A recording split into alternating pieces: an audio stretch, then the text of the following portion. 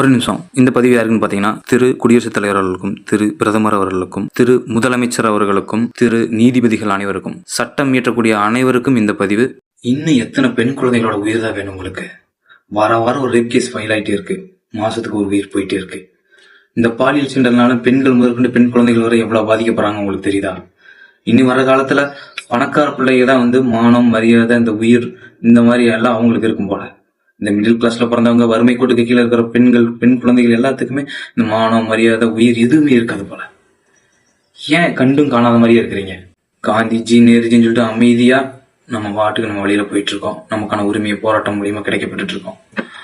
தயவு செய்து நாங்க நல்லவனா இருக்கிறதும் கெட்டவனா மாறுறதும் உங்க கையில தான் அரசாங்கமே. கடுமையான சட்டமும் கடுமையான தண்டனையும் கொண்டு வாங்க. தப்புன்னு தெரிஞ்சே தப்பு பண்ணிட்டு இருக்கான். பெற்றோர்களே தயவு செய்து பெண் குழந்தைகளை தனியா விடாதீங்க. Please be careful.